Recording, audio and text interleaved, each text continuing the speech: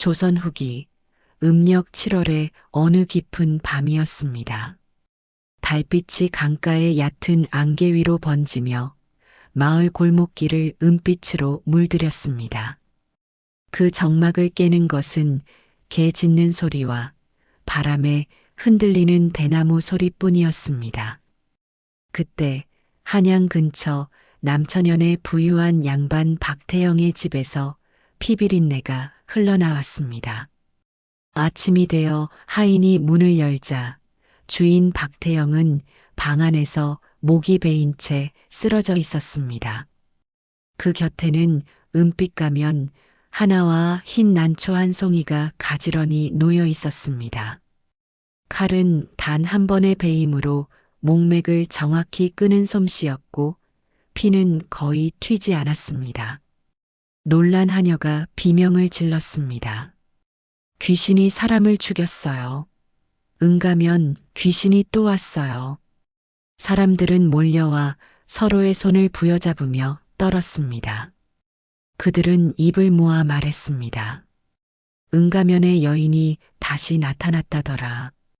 그때 이미 세 번째 희생자였습니다. 피해자들은 모두 부유한 양반들이었고 시체 곁에는 언제나 은빛 가면과 흰 난초가 놓여 있었습니다. 사건이 벌어진 지 사흘째 되는 날, 왕의 밀지를 받고 파견된 암행어사 박문수가 말을 타고 남천현에 도착했습니다. 그는 단정한 도포 차림에 갓을 눌러쓰고 있었지만 눈빛은 칼처럼 매서웠습니다. 마을 어귀의 찻집에 들러 그는 백성들의 이야기를 조용히 들었습니다. 찻집 주인이 떨리는 손으로 잔을 내려놓으며 말했습니다. 어사나리, 그 귀신이 또 나타났소. 박태영 영감뿐 아니라 전에 홍참봉, 그리고 그 전엔 정유감도 같은 꼴이었소. 모두 한때 여인을 부려먹던 자들이었다지요. 그 여인들이 다 죽었다는데 이젠 귀신이 되어 돌아온 거요. 박문수가 조용히 미소를 지으며 잔을 돌렸습니다. 귀신이 사람을 죽였다고들 하지만 귀신이 어떻게 칼을 쥐겠습니까? 칼을 쥘 수 있는 건 살아있는 사람뿐이지요. 박문수는 그날 밤 바로 박태영의 시신을 거만했습니다.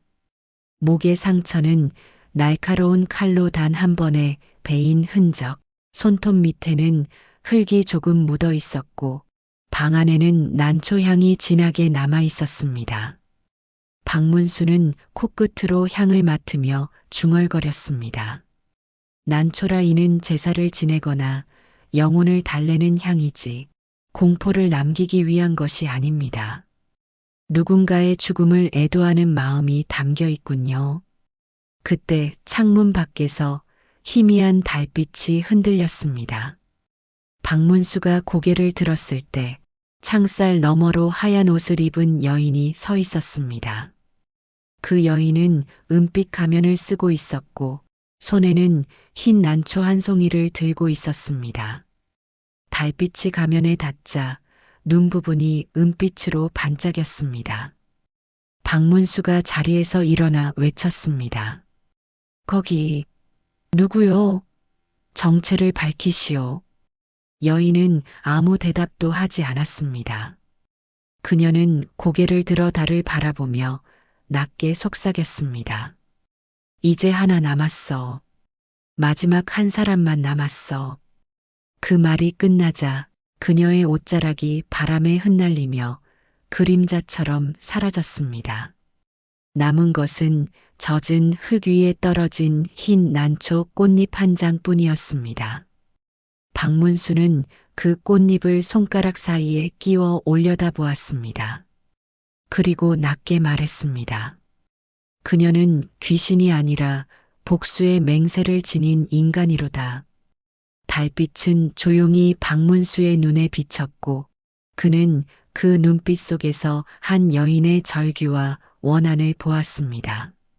박문수는 다음 날 아침 관아뜰 한가운데에 섰습니다. 포졸들과 향리들이 줄지어 서 있었고 모두 그의 눈빛을 피했습니다. 그의 갓 아래 눈매는 매서웠고 단 한 치의 빈틈도 없었습니다. 박문수가 낮게 명했습니다. 피해자 세 사람의 신분과 공통점을 모두 조사하시오. 그들의 하인, 첩, 노비까지 한 사람도 빠짐없이 불러오시오. 사람이 죽었으면 반드시 그 사람을 증오한 자가 있기 마련입니다. 포졸들은 숨을 삼키며 달려나갔습니다. 해가 기울 무렵 한 노파가 관하로 끌려왔습니다. 그녀는 전에 홍참봉 집에서 노비로 일했던 늙은 하녀 윤 씨였습니다. 흰 머리에 주름진 얼굴, 떨리는 손을 붙잡은 채 노파는 울먹였습니다. 어사나리, 제가 본 걸 말하라는 거지요? 그날 밤 참봉 어른이 취해 들어와 한 여인을 때렸습니다. 그 여인 이름이 연월이었지요. 아이고, 그 불쌍한 아가씨 그날 이후로 다시는 못 봤습니다. 박문수가 고개를 들었습니다.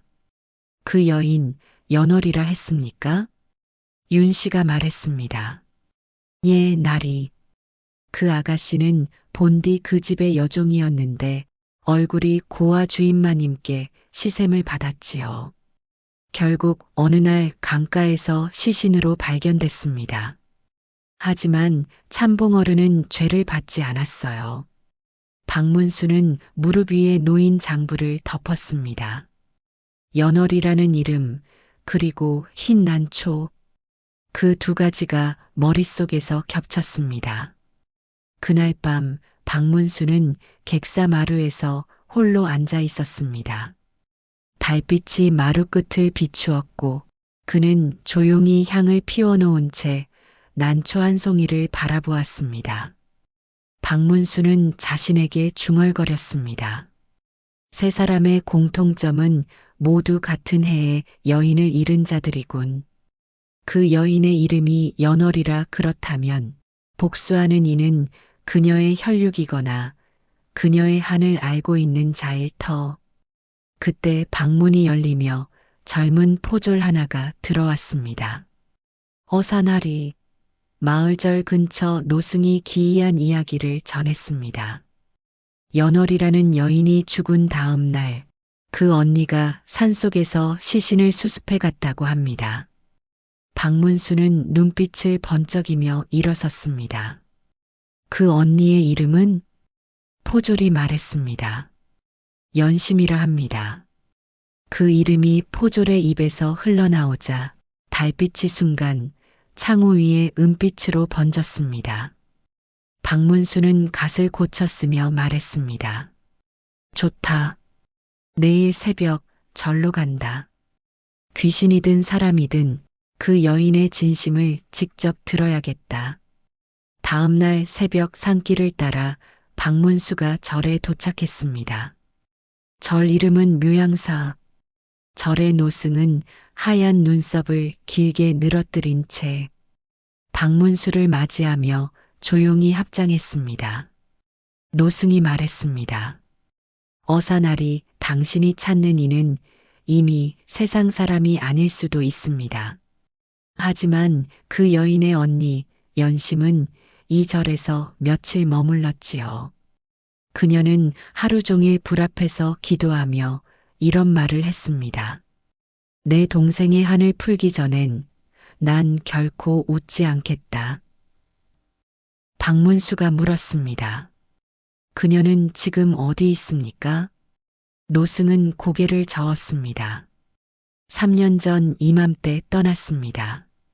떠나기 전 은빛 가면 하나를 두고 갔지요.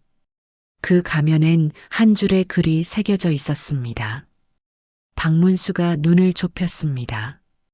글이라니 뭐라고 새겼습니까? 노승은 고요히 움조렸습니다. 세 번의 피로 한을 씻고 네 번째엔 마음을 씻으리. 박문수의 눈빛이 흔들렸습니다. 세 번의 피 세 명의 양반. 그렇다면 아직 한 사람이 남았다는 뜻이군. 노승이 눈을 감고 말했습니다. 그 마지막은 어사날이 아마도 지금 살아있는 자들 중 가장 높은 자일 것입니다. 박문수는 그 말을 듣고 한동안 침묵했습니다. 그리고 조용히 합장하며 답했습니다. 그렇다면 그 마지막 피는 법으로 막겠습니다. 박문수가 절을 나설 때 새벽 안개 사이로 흰 옷의 여인이 언덕 아래 서 있었습니다. 그 여인은 박문수를 똑바로 바라보다 은가면을 천천히 들어 얼굴에 썼습니다. 그리고 한마디만 남겼습니다. 어사 박문수, 당신도 나를 막을 수는 없을 겁니다. 그녀는 난초향과 함께 사라졌습니다. 박문수는 서늘한 바람을 맞으며 눈을 감았습니다. 연심 이제 당신의 이름을 알았다. 하지만 아직 당신의 마음은 모르겠군요. 은가면의 여인은 바람처럼 숲으로 사라졌습니다. 박문수는 묘양사를 떠난 뒤 노승이 알려준 대로 강 아래 갈매제라 불리는 언덕으로 향했습니다. 그곳엔 오래된 소나무 한 그루가 서 있었고 그 아래엔 잡초에 덮인 조그만 무덤 하나가 있었습니다. 박문수는 말을 내리고 무덤 앞에 천천히 다가갔습니다. 무덤 앞에 돌비석은 절반이 부서져 있었고 남은 글자에는 희미하게 한자로 달월자 하나만 보였습니다. 그는 손가락으로 그 글자를 더듬으며 낮게 중얼거렸습니다. 여기구나, 연월, 그대가 잠든 곳이. 그는 주변을 둘러보았습니다. 무덤 앞엔 누군가 자주 다녀간 듯 발자국이 희미하게 남아 있었고 그 흔적엔 난초 향기가 배어 있었습니다. 바람이 불 때마다 그 향은 마치 여인의 한숨처럼 흩어졌습니다. 그때 뒤에서 낡은 지팡이 소리가 들렸습니다. 허리를 구부린 노파가 다가왔습니다. 그녀는 시선을 떨군 채 무덤을 향해 절을 하더니 조용히 말했습니다. 나리, 혹시 어사님이신지요? 박문수가 고개를 끄덕였습니다. 그렇소. 나는 어사 박문수라 하오. 이 무덤 주인을 알고 계시오? 노파는 떨리는 목소리로 답했습니다. 예, 이 무덤엔 제 제자가 묻혀 있지요. 그 아이 이름은 연월, 그리고 그 언니는 연심이라 했습니다. 박문수가 눈을 가늘게 뜨며 물었습니다. 당신이 그들의 스승이었단 말이오? 노파가 말했습니다. 스승이라 하긴 부끄럽지요. 다만 그 두 자매는 내 밑에서 바느질을 배웠습니다. 가난했지만 서로 의지하며 살았지요. 연월은 어릴 적부터 천성이 순했고 언니 연심은 성실하고 말이 적었습니다. 노파는 무덤에 손을 얹고 눈을 감았습니다. 그런데 그 아이들이 양반집에 들어간 날부터 불행이 시작됐습니다.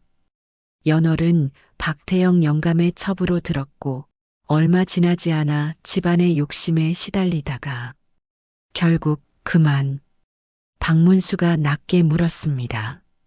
자살이 아니라 누군가의 손에 죽은 것이군요. 노파의 손이 떨렸습니다. 맞습니다. 연심이 그 시신을 건져 올렸습니다. 그 아이의 얼굴은 형체도 알아볼 수 없을 만큼 망가져 있었지요. 그날 이후 연심은 한마디 말도 하지 않았습니다. 밤마다 산으로 올라가 불 앞에 앉아 기도했습니다. 그리고 어느 날 하얀 한지를 덧대서 가면을 만들고 떠났습니다. 그 가면에 덧씌운 이름이 바로 은가면이었습니다. 박문수는 잠시 말을 잃었습니다. 그는 하늘을 올려다보았습니다. 회색 구름 사이로 달빛이 희미하게 비쳤습니다. 박문수는 조용히 무덤 앞에 무릎을 꿇고 합장했습니다. 연월 내가 세상에 남긴 원한이 이토록 깊어 아직도 바람에 남았구나. 그때 무덤 뒤쪽에서 바스락하는 소리가 났습니다.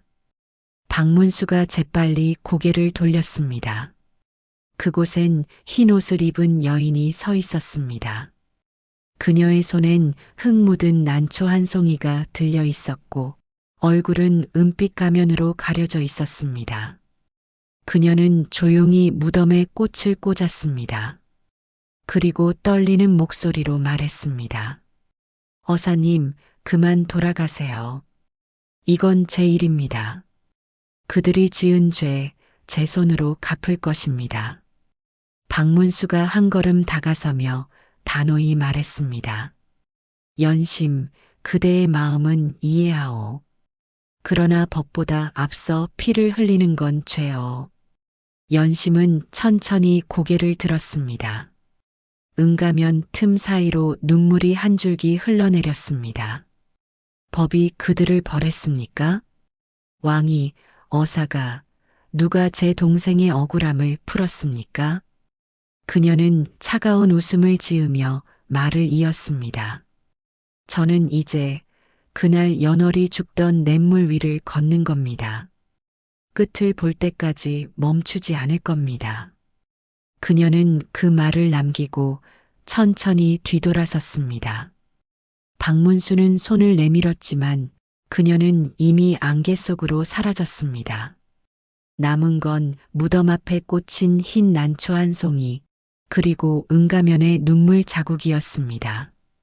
박문수는 무겁게 숨을 내쉬며 중얼거렸습니다. 연심 그대의 복수는 이미 세상을 넘었구나. 그러나 나는 그대마저 죄인으로 만들 수는 없소.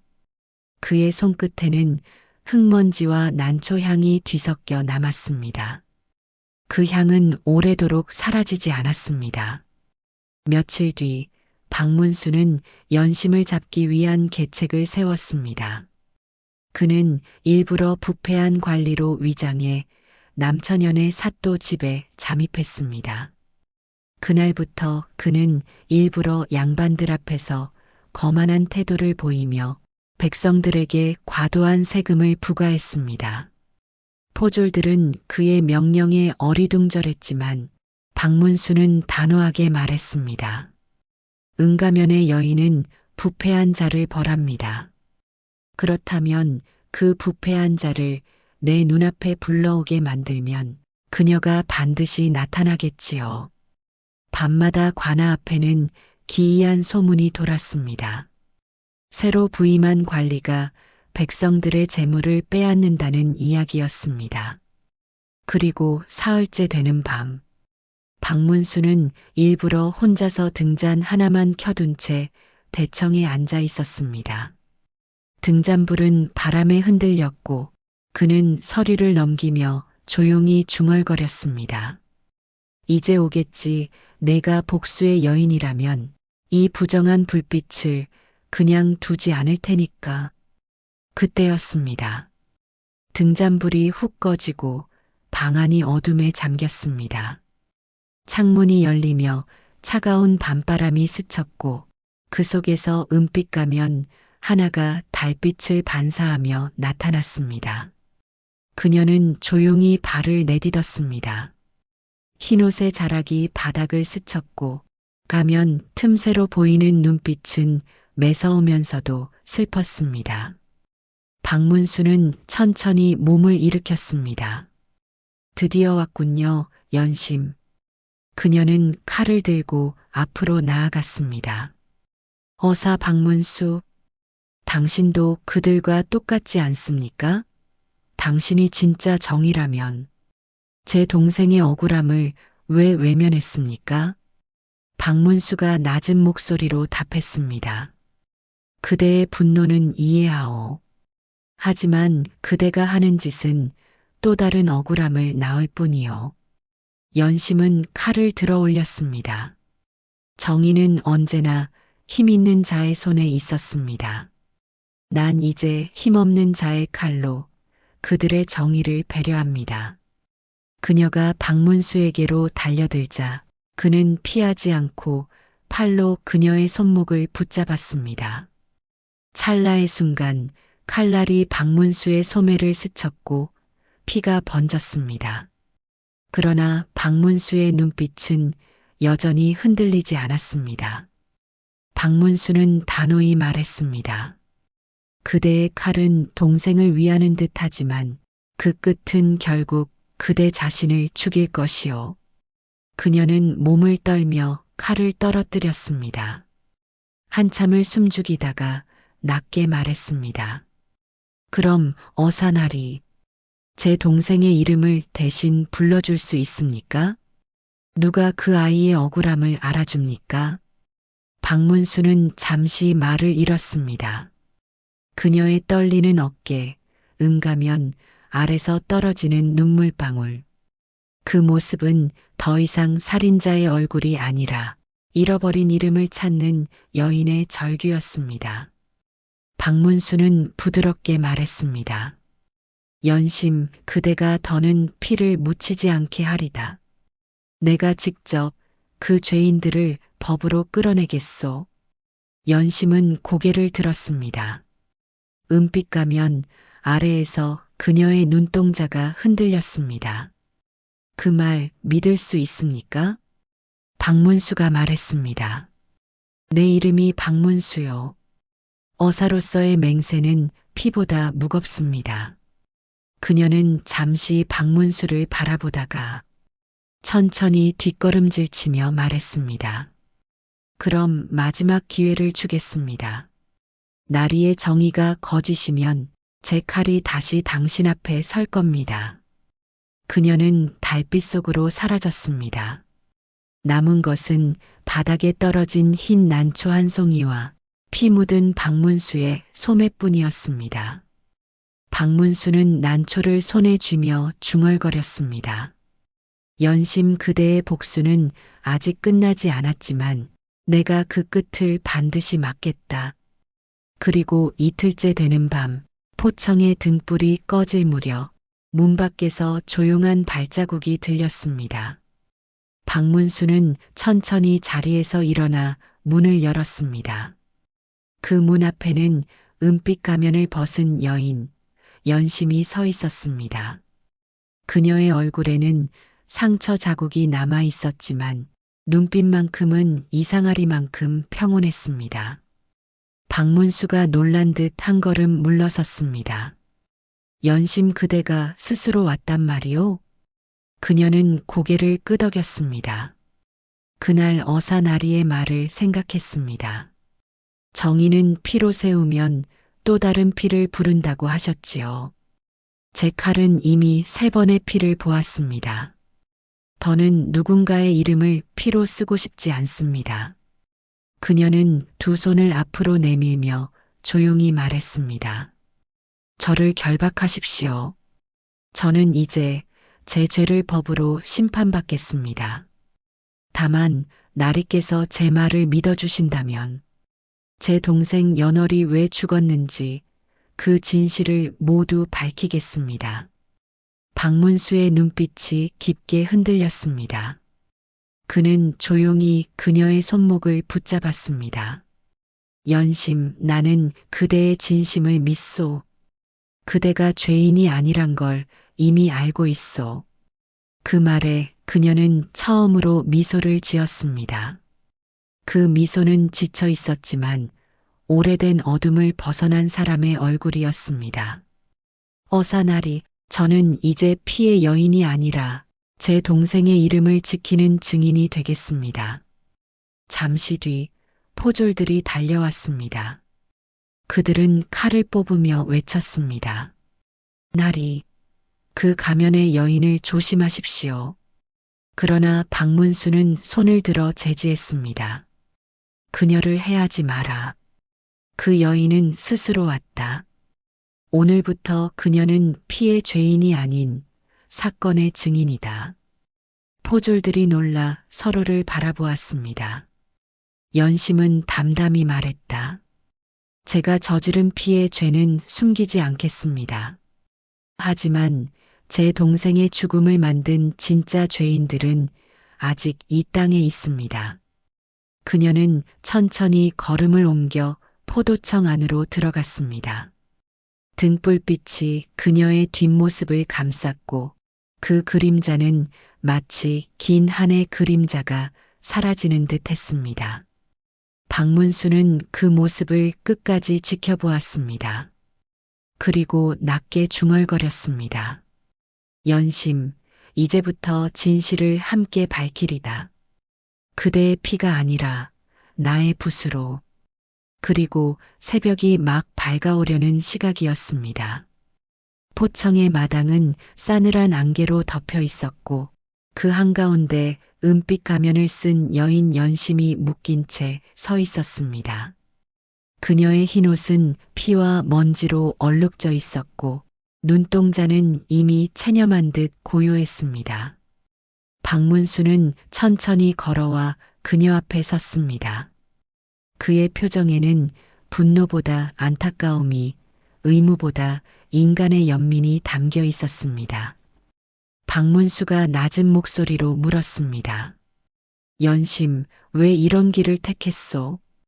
그대가 동생의 억울함을 풀려 한 건 알겠지만 그 피가 그대의 마음을 더럽히고 있지 않소? 연심은 미소도 없이 대답했습니다. 더러워질 마음이 남아있으면 좋겠네요. 제 마음은 이미 죽은 날 그 강물 속에 함께 묻혔습니다. 박문수는 한 걸음 다가갔습니다. 그대의 동생 연월은 정말 스스로 목숨을 끊었소? 그 말에 연심의 눈동자가 떨렸습니다. 은가면이 미세하게 흔들렸고 그녀의 숨소리는 점점 거칠어졌습니다. 그리고 이내 그녀는 떨리는 손으로 가면을 벗었습니다. 그 순간 은빛 가면 아래서 드러난 얼굴은 깊은 상처로 뒤덮여 있었습니다. 볼 한쪽엔 불에 댄 듯한 자국이, 눈가엔 예전의 눈물이 그대로 말라붙어 있었습니다. 그녀의 목소리는 낮고 서늘했습니다. 그날 밤 제 동생 연월은 박태영 영감의 집에서 능욕을 당했습니다. 그리고 그 사실이 알려질까 두려워한 영감은 연월을 마루에서 밀어내 강으로 던졌습니다. 저는 그 광경을 직접 보았습니다. 박문수는 숨을 삼켰습니다. 직접 봤단 말이오? 연심이 말했습니다. 예, 나리. 저는 그 집에서 부엌 일을 했습니다. 그날은 비가 내렸고 연월은 떨리는 목소리로 저를 불렀습니다. 언니 무섭다고 했어요. 하지만 제가 달려갔을 때는 이미 늦었지요. 연심은 두 손을 꼭 쥐었습니다. 그 다음 날 박태영은 동생의 시신을 강에 버렸습니다. 그리고 관아에 돈을 쥐어주고 자살이라 꾸몄습니다. 아무도 제 말을 믿지 않았습니다. 그래서 저는 스스로 진실을 쓰기로 했습니다. 피로요. 그녀는 손목의 상처를 들어 보였습니다. 거기엔 오래된 흉터 자국이 선명했습니다. 박문수는 고개를 숙였습니다. 그렇다 해도 사람의 목숨을 3번이나 거두었소. 그건 하늘이 용서하지 않을 일입니다. 연심은 눈을 감은 채 미소를 지었습니다. 하늘이요?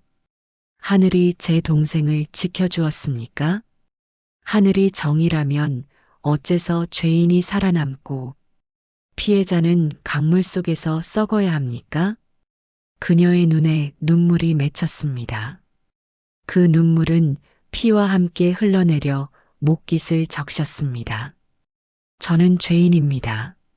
하지만 제 복수는 죄가 아니라 잊힌 이름을 되찾는 기도였습니다. 그리고 그 마지막 이름은 아직도 살아 있습니다. 그 이름이 사라지기 전까진 전 멈출 수 없습니다. 박문수는 손으로 자신의 이마를 짚었습니다. 그는 그제야 알았습니다. 그녀의 복수는 단순히 칼로 세운 것이 아니라 정의가 무너진 세상에 던지는 절규였다는 것을. 그는 잠시 침묵하다가 조용히 말했습니다. 연심, 내가 그대의 한을 직접 풀어주겠소. 박태영만이 아니라 그를 덮은 모든 관리까지 죄를 밝히리다.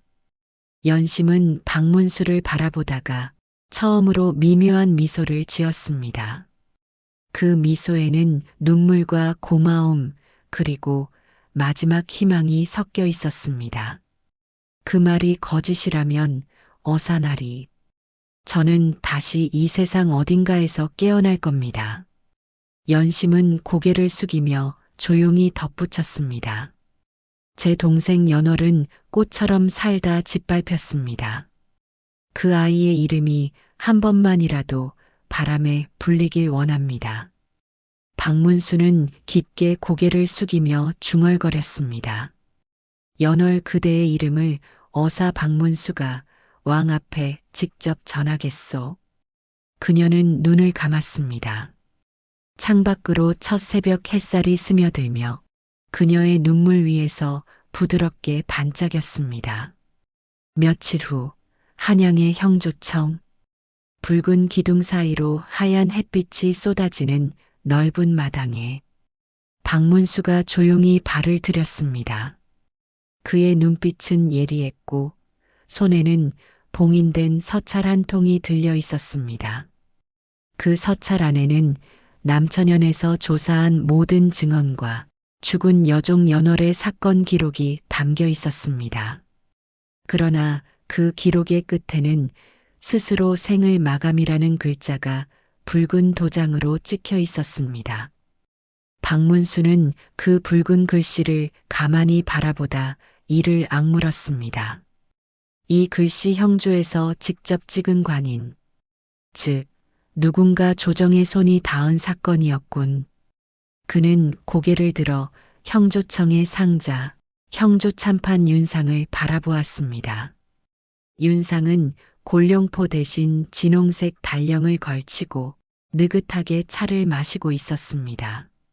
박문수가 인사를 하며 서류를 내밀었습니다. 형조참판 날이 남천연의 살인사건과 관련된 옛사건을 조사 중입니다. 당시 연월이라는 여종이 억울하게 죽은 일 혹시 기억하십니까? 윤상이 차잔을 내려놓으며 미소를 지었습니다. 어사날이 세상에 억울한 일은 많지요. 하지만 오래된 하층 여종의 죽음이라면 이제 잊을 때도 되지 않았습니까? 박문수의 눈빛이 날카로워졌습니다. 그 여인은 단순한 여종이 아니었습니다. 당신의 외조카 박태영에게 살해당했고 당신은 그 사건을 덮었습니다. 윤상의 표정이 굳었습니다. 잠시 침묵이 흐르더니 그는 낮게 웃었습니다. 하, 어사나리. 왕의 명을 받은 분이 이렇게 경솔하면 곤란합니다. 그 사건의 서류는 이미 왕의 인장이 찍힌 문서요. 이 나라의 정의는 법 위에 있지 않소. 박문수는 그의 앞에 서류 한 장을 내던졌습니다. 서류에는 붉은 낙관이 찍혀 있었으나 그 아래엔 희미한 글씨로 덧씌워진 이름 하나가 있었습니다. 윤상. 어사 박문수가 말했습니다. 이 낙관의 아래 글씨, 먹이 번져 희미하지만 분명히 윤상이라 적혀 있소. 자살로 조작된 그 문서에 당신이 마지막 손을 대었지요. 윤상의 얼굴이 일그러졌습니다. 그는 자리에서 일어나 박문수를 노려보았습니다. 어사나리, 그대가 감히 나를 범죄자 취급하는가? 왕의 신하를 모욕하는 죄가 얼마나 큰지 아시오? 박문수는 굳은 얼굴로 답했습니다. 모욕이 아니라 증거입니다. 백성의 피로 찍은 글씨는 아무리 지워도 남습니다. 그대는 죄인입니다. 윤참판. 그 순간 윤상이 손을 들어 하인들에게 소리쳤습니다. 이자를 잡아라. 왕명을 사칭하고 관인을 위조한 자다. 포졸들이 몰려들었습니다. 그러나 박문수는 가슴 안에서 마패를 꺼내 높이 들었습니다. 닥치거라.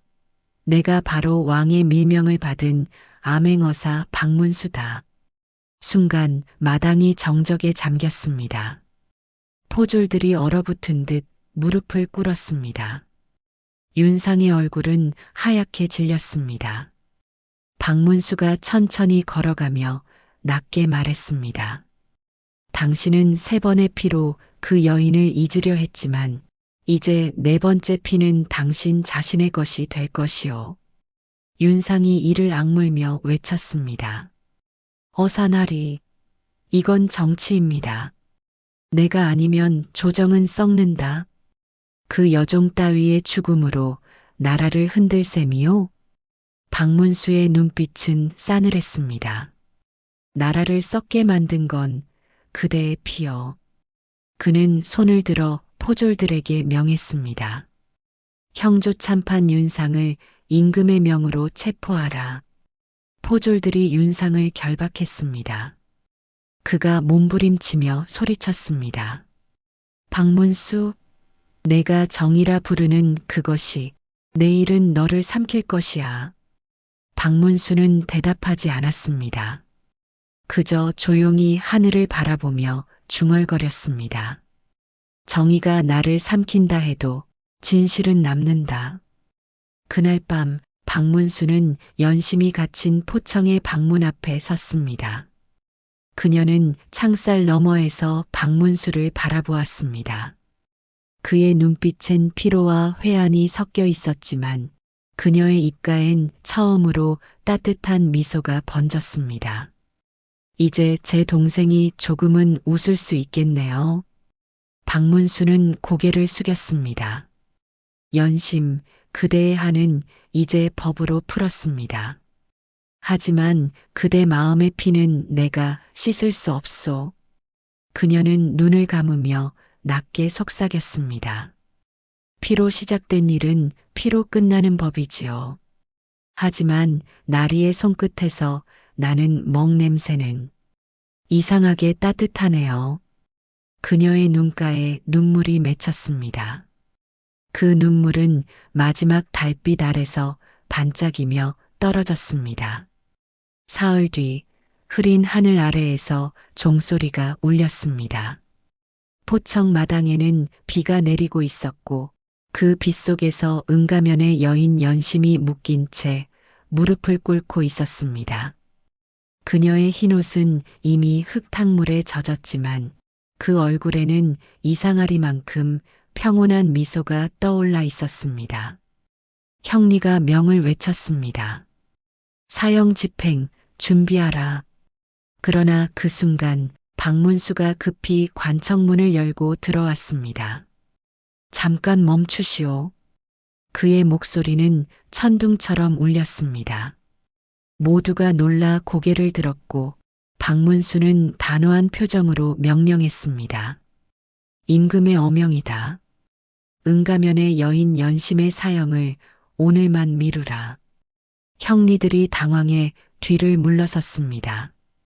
박문수는 천천히 연심에게 다가가 그녀의 앞에 무릎을 꿇었습니다. 빗방울이 2 사람의 어깨 위로 떨어졌습니다. 박문수가 낮게 말했습니다. 연심, 그대의 복수를 법으로 마무리했습니다. 이제 마지막으로 하고 싶은 말이 있습니까? 연심은 잠시 고개를 들었습니다. 빗물이 머리카락 사이를 타고 흘렀고 그녀의 눈빛은 이상하리만큼 고요했습니다. 연심이 말했습니다. 있습니다. 제 동생 연월의 무덤에 흰 난초 한 송이만 올려주십시오. 박문수가 놀란 듯 눈을 떴습니다. 그게 마지막 소원이요? 연심이 떨리는 목소리로 말했습니다. 예, 어사나리. 제 복수는 이미 끝났습니다. 이제 남은 건 제 동생에게 이제 울지 않아도 된다. 그 말을 전하는 것뿐입니다. 연심의 목소리는 더 이상 떨리지 않았습니다. 대신 눈물이 조용히 흘러내렸습니다. 그 눈물은 빗물과 섞여 마치 투명한 은실처럼 반짝였습니다. 박문수는 깊게 고개를 숙였습니다. 연심, 그대의 소원은 내가 이루겠소. 그녀는 천천히 눈을 감았습니다. 날이 이 비가 그치면 제 시간이겠지요. 그 말이 끝나자 박문수는 자리에서 일어나 걸음을 돌렸습니다. 그의 가끝에서 빗방울인지 눈물인지 모를 것이 흘러내렸습니다. 그날 밤 박문수는 갈매제 언덕으로 향했습니다. 바람은 차고 안개는 짙었지만 그는 등불 하나만 들고 길을 걸었습니다.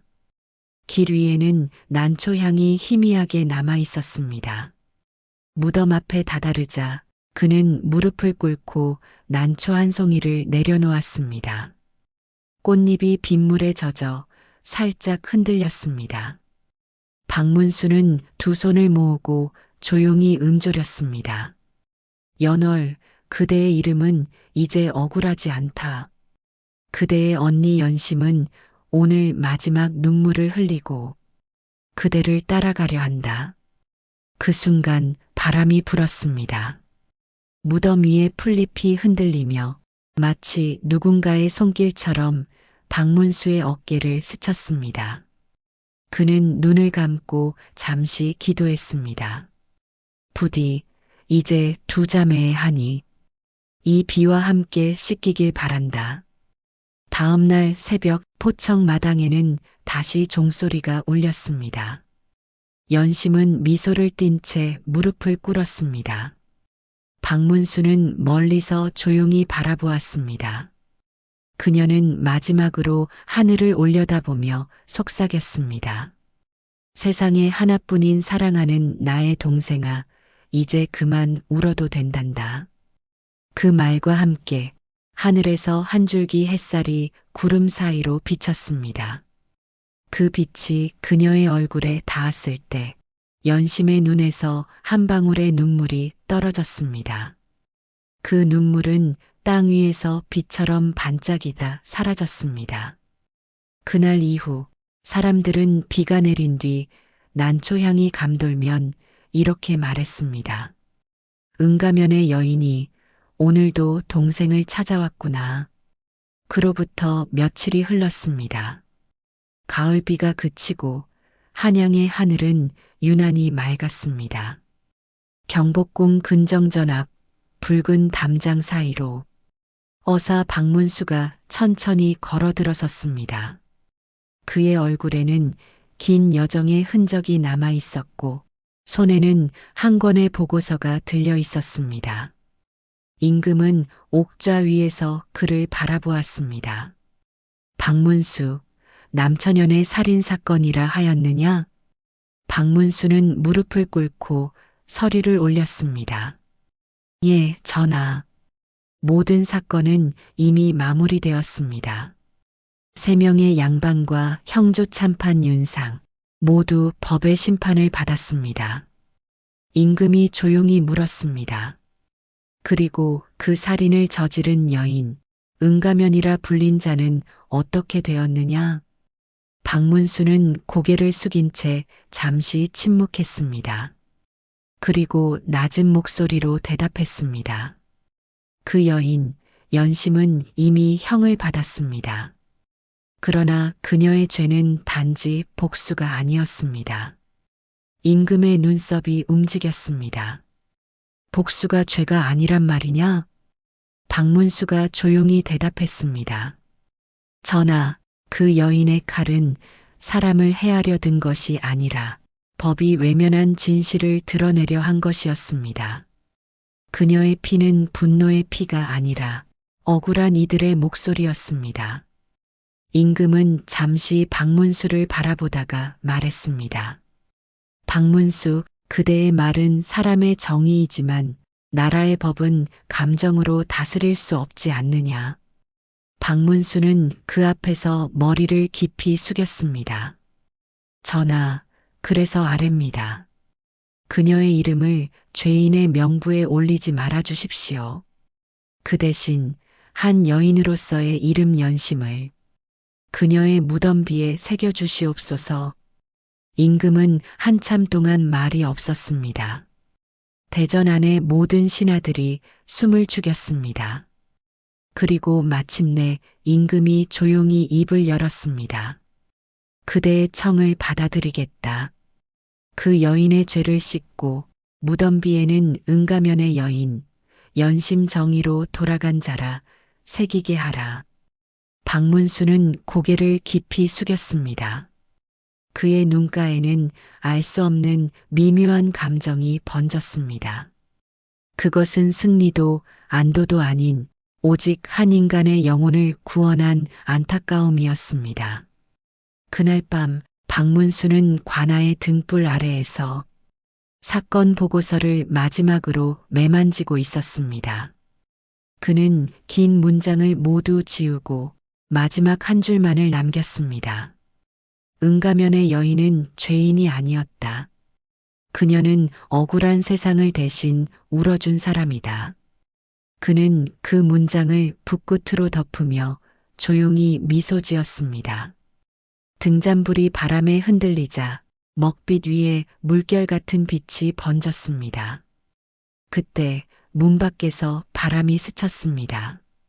창문 사이로 하얀 난초 꽃잎 하나가 들어와 책상 위에 내려앉았습니다. 박문수는 그 꽃잎을 손으로 감싸며 낮게 중얼거렸습니다. 연심, 이제 그대는 평안히 가시오. 정의는 칼이 아니라 이 난초 향처럼 사람의 마음에 남는 법이니까. 그는 등잔불을 껐습니다. 방 안엔 고요가 감돌았고 창밖에서는 난초 향이 은은히 피어올랐습니다. 며칠이 흘러 한양의 늦가을 바람이 차가워졌습니다. 박문수는 관아의 마루 끝에 앉아 있었습니다. 그의 앞에는 식어버린 차 한 잔과 책상 위엔 덮이지 않은 보고서 한 권이 놓여 있었습니다. 박문수는 조용히 혼잣말을 했습니다. 모든 일이 끝났는데 왜 마음이 이토록 무겁지? 법으로는 정의를 세웠으나 그 여인의 혼은 아직도 울고 있는 듯하네. 그때 밖에서 발자국 소리가 들렸습니다. 포졸이 문을 열며 아뢰었습니다. 날이 산사에서 한 노승이 찾아왔습니다. 연심이라는 이름을 언급하셨습니다. 박문수는 놀라며 자리에서 일어났습니다. 그를 들이시오. 잠시 후 회색 가사를 걸친 노승이 마루로 들어섰습니다. 그의 얼굴은 평온했지만 눈빛은 깊고 오래된 슬픔을 담고 있었습니다. 그는 조용히 합장하며 말했습니다. 어사나리 연심이라는 여인. 그대가 구했던 그 여인의 기도 소리가 아직 산사에 머물러 있기에 찾아왔습니다. 박문수는 놀라 물었습니다. 스님, 그녀의 영혼이 아직 이 땅에 머물러 있단 말씀이십니까? 노승은 고개를 끄덕였습니다. 그 여인은 이미 용서받았습니다. 하지만 이 세상은 아직 그녀를 용서하지 못했습니다. 박문수는 고개를 숙였습니다.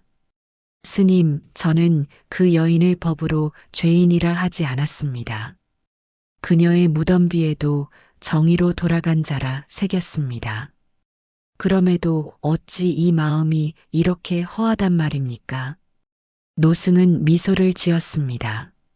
어사나리, 정의란 것이란 사람의 마음이 세운 법입니다. 그대는 법의 이름으로 정의를 세웠고 그 여인은 마음의 이름으로 정의를 세웠습니다. 둘 다 옳고 둘 다 고통스럽지요. 그는 창밖을 바라보며 말을 이었습니다. 연심은 죽어서야 웃었습니다. 그대의 손끝에 흰 난초가 닿을 때 그녀의 혼은 비로소 안식을 얻었습니다. 하지만 나리의 마음은 아직 덜 용서했군요. 박문수는 잠시 눈을 감았습니다. 그의 입술이 미세하게 떨렸습니다. 스님, 저는 어사로서 수많은 죄인을 보았습니다. 그러나 그 여인은 제 눈에 죄인이 아니었습니다. 그녀는 너무도 인간이었습니다. 노승은 조용히 고개를 끄덕였습니다. 그렇습니다. 죄는 법으로 짓고 구원은 마음으로 받지요. 연심은 이미 부처의 품으로 갔습니다. 이제는 나리의 마음이 그를 놓아야 합니다. 박문수는 손을 모아 합장했습니다. 스님, 저는 그 여인을 잊지 못할 겁니다. 잊지 말되 붙잡지는 마십시오. 그 여인을 기억하는 건 자비이지만 그 여인을 붙드는 건 집착입니다. 그 말에 박문수는 눈을 감았습니다. 그리고 천천히 숨을 내쉬었습니다. 그의 어깨 위로 가을 햇살이 비치며 긴 그림자가 마루 끝으로 드리워졌습니다. 노승은 마지막으로 미소를 지었습니다. 나리, 난초향은 머무르지 않습니다. 하지만 그 향은 바람에 실려 다른 이의 마음속에 피어나지요. 그는 합장한 채 걸음을 돌려 떠났습니다. 그 발자국 소리가 멀어질 때까지 박문수는 움직이지 않았습니다. 그의 눈에는 더 이상 눈물이 없었지만 그 대신 조용한 평안이 남아 있었습니다. 그는 혼잣말로 속삭였습니다. 연심, 이제는 편히 가시오. 그대의 난초향이 이 세상의 정의가 되어 남았소. 초겨울의 밤이었습니다. 바람이 차가웠지만 하늘엔 달빛이 유난히 맑게 내려앉았습니다. 박문수는 등불 하나를 들고 조용히 갈매제 언덕을 올랐습니다. 그가 발을 내디딜 때마다 낙엽이 바스락거렸고 그 소리는 마치 오래된 한숨처럼 들렸습니다. 언덕 꼭대기 그곳엔 여전히 작은 무덤 하나가 서 있었습니다. 비바람에 다른 돌비석에는 새 글씨가 새겨져 있었습니다. 응가면의 여인 연심 정의로 돌아간 자. 그 글씨는 아직 새 것이었고 그 위엔 하얀 난초가 놓여 있었습니다. 그 난초는 밤바람에도 꺾이지 않고 곧게 서 있었습니다. 박문수는 그 앞에 무릎을 꿇었습니다. 그의 손에는 향 3개와 작은 흰 종이 한 장이 들려 있었습니다. 종이에는 단 한 줄이 적혀 있었습니다.